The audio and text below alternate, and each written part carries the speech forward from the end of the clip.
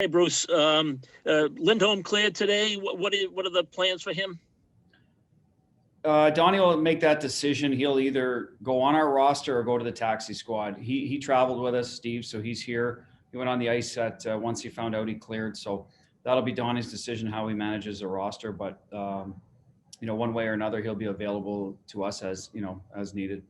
Yeah, and you usually have a plan for your goaltenders, whether it's going to be Yarrow on Saturday or Monday. Do you have a plan with the way your team is now that you might work guys in, maybe Urho or somebody else in, or Frederick? Yes, with Frederick. Urho, there's a problem with we got 8 DNR roster that are healthy and ready to go. And I think if Urho comes in, my guess is we'd probably have to, he takes a roster spot, correct? So someone would have to go there. And I think every one of those D, if I'm not mistaken, requires waivers. So that becomes a little trickier. Doesn't mean it wouldn't happen, Steve, but that one's a little tougher for VAC right away.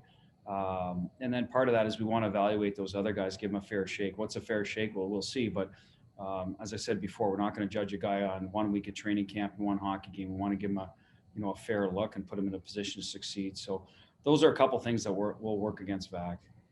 And Freddie, will he get in one of these 3 games or yeah, we're going into tonight with, Marshy and Smith both were on the ice this morning, and they're going to be game time decisions. So, if they can't go, he'll go in. Depending on the lineup, we have a plan in place. I don't want to get ahead of myself because someone may, say I'm going to take a guy out ahead of time. But yes, he's penciled in to get in there, and we want to see what he can do as well. So there might be, I don't want to call it a platoon, but a situation where we're going to use him. We're not going to let him sit for extended periods of time. Thank you. Yeah. Go next to Kevin Dupont. Butch, I'm trying to look at Charlie. This is his first night with Z not there, and does he ultimately grow into this elite defenseman? So I'm thinking of guys like, not to draw direct parallels here, but Potvin and Bork and McInnes and Stevens and Coffey, very different kinds of guys of elite defensemen. If you crystal ball, if you can project Charlie out 3 or 5 years, what's his defining style, you think? What will we know him as? Well, I think of all those guys, I would look certainly as a two-way guy that can be hard in terms of, if you remember the hit on Stahl in the playoffs. Yes. We're in the game, we're coming in the third, but boy, did that change the tenor of the game there. So that's more Potvin-ish than maybe McInnes or, someone with the more offensive side of it. And with, I certainly can see him, gravitating into how Bork played. He just doesn't have Ray's shot mentality yet. And that's something that, down the road, he'll decide if, that's more value to him, or is he going to look to make plays? And we're encouraging him to play and make the play he sees. But certainly I think to grow the offensive numbers, you're going to have a little more of that, of getting pucks to the net, because he has a good shot. So that's how I see him. I think he's tough like Dennis Potvin, and obviously now, back then, a lot more fisticuffs. So, but Charlie handled himself well. I remember a fight, was it Hornquist, I believe it was, or was somebody for Pittsburgh, and he did real well. So I see him more in that vein, where he's going to play against really good players every night, still, drive the bus offensively. And we'll see if he gets to be that first power play guy. The time will tell. Some of that is a little bit about managing his minutes, and some of it's about, the growth in his game. And how do you tease out the shot psyche? Do you just do it is it just recognizing that it's there? Is it? We remind him this is a situation where it's just a good a play. We know he likes to distribute, and that's why, Charlie all of a sudden will be on him. He's not shooting. All of a sudden he'll make a seam pass, bang, bang, it's in the net. And we don't want to lose that either. So for us, I think it's patience, a young player that's played a certain way, a pass first guy. So we're just remind him and kind of, just hammer away at it, that don't be afraid to shoot. You're not, it's never a bad play. You're not offending anybody. Everyone knows you want to make plays. So, and maybe getting into his head a little bit about what the mentality is. We've done, we have talked to him about it, and I don't want to, again, take away what he does well. And he has told us that he's always been a pass first guy. So we're trying to help him along that route where he's balanced better, and we'll see where it goes. So thank you. Yeah. Go next to Joe Haggerty. Hey, Butchie, a couple questions. First, for practical purposes for the taxi squad, could you go game to game shuffling guys from the taxi squad to say like a 13th forward deal, or do you have to have an injury to move a guy from the taxi squad to somebody you could put into a game? No, you can move them off. If someone's going on to the taxi squad, Hags, they have to clear waivers if they're, in that waiver eligible players, right? Like Studs does not have to, Freddie, if they were to go on it, they don't have to clear. Clifton, I believe, Clifton does, Johnny Moore does, those guys that are, out tonight. So you have to understand that you could lose the player if you put them on a taxi squad. So, and then moving one over from the taxi squad into your lineup, obviously you need the roster spot. We're in a position, I think, cap-wise to do whichever way we want, to have a 23-man roster or move it down a little bit and slide some guys over if we're not going to play those young guys that don't need waivers. So that's the way we're looking at it. But I guess the easiest way is you need a roster spot.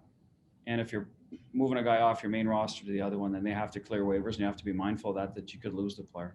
Okay, you mentioned Craig Smith as a game time. What, upper body, lower body? Lower body. He tweaked something earlier in the week. He didn't feel great waking up this morning, so we're gonna have to obviously see how he is, and if he can't go, we're gonna shuffle some lines.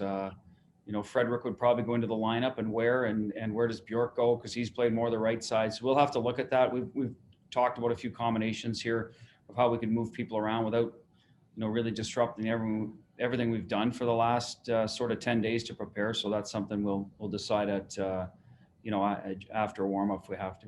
Thanks, Butchie. Good luck this year. Thank you. Go next to Sophia Yerkstovich. Hi, Bruce. I just wanted to ask another question about Charlie McAvoy. Out of all the combinations that you kind of had going on the D pairings, what did you like most about Charlie and Jeremy Lauzon? And then I had a follow-up. Well, I think they're both hard to play against, and that's what you want usually if you're playing against good players every night. I like the fact that Charlie, he's been an elite puck mover since he came into the league. Jeremy's still got work to do in that area, and that's fine. We know what his strengths and weaknesses are, and he just got to get a little cleaner with his execution, his reads, and that's one of the reasons he's with Charlie. He'll get into the mindset of maybe defer to Charlie, when the situation dictates, get the puck in Charlie's hands, worry about defending, and then make a good first pass when it's your turn. So, I think Charlie has learned from one of the best in Z. So maybe he can, when he's on, and impart a little bit of that on, the student becomes the teacher, so to speak. I know he's young, and that's a big ask, and we're not going to tell him to start tutoring a guy his own age, but talk to him about situations. Talk to him, hey, this shift's important. We're going into a timeout. We got to lead, whatever the case may be. That's stuff that Z said to him, without sort of disrupting what we want him to get done on the ice.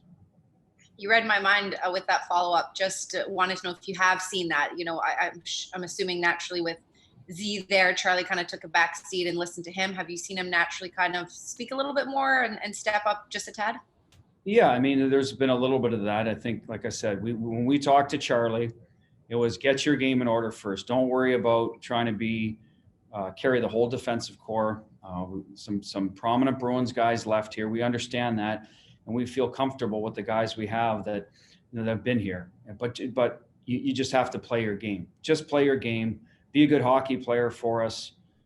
Support your partner again, especially if he's a younger guy, and that's the ask right now. As we go along, Sophia, we may ask him to be do a little more. But right now, I think they're we got Kevin Dean back there. I play defense.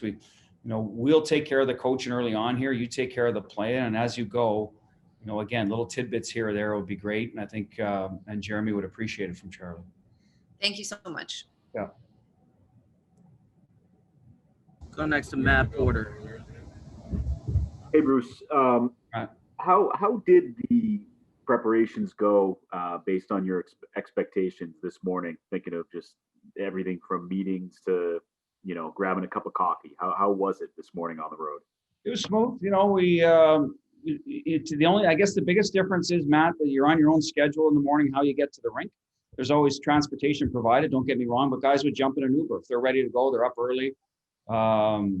So we had, basically a hockey ops bus. So the medical, the equipment guys and the coaches go go together. Whereas, in the past, it might have been the equipment guys got there a little earlier. So we talked to them about, when they come in, fly in the night before to take care of a few things that you might want to do in the morning, because we all have to go together. So we have to find common ground there, because you can't just send, 10 different buses. So we're trying to stay in pods in that regard. That was probably the biggest adjustment time-wise. We were right in the ballpark of when everyone goes anyway, but after that, it was fine. The rink, there's enough spacing in there that we can get our meetings done, get done, without cramming guys into tight areas. So I thought that part went great.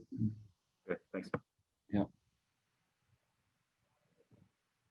Go next to Tim Rosenthal. Hey, Bruce, can you hear me? I can, Tim. Fire away. Perfect. Jack Studnicka, first off, how do you think, going back to the bubble, how you think he handled the transition from wing to center, or I should say center wing rather, and what type of dynamic do you think he could bring with Marchand and Bergeron? Well, I think he handled it well. He's a guy that likes to get on pucks no matter what position he plays, and he had high energy in that regard. Had some good looks.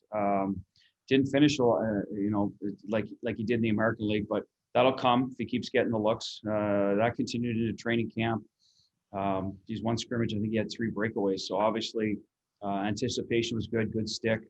The test will come for him on the walls when he starts getting pressure when D are live, and they want to finish him hard on the walls where they can get it off, get it into space, get a clean first touch into Bergie or the D underneath or Marshy, whoever it is. So that'll be the challenge for him, and time will tell on that.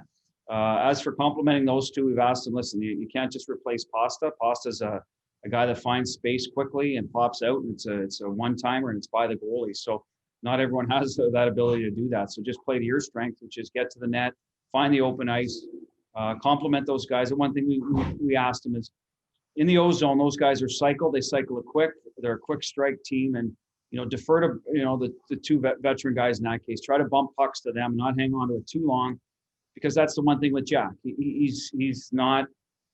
He's got some work to do on his strength, on his feet against bigger, opponents. So don't allow them to put you in that position. If you have open ice, make whatever play you see. He's a very intelligent guy, but when you're in tight quarters, you probably want to get in, get out, move it quick, protect it, bump it, and then get to open ice, because guys will knock you off the puck right now because of, it's just physically not where some of those other guys are.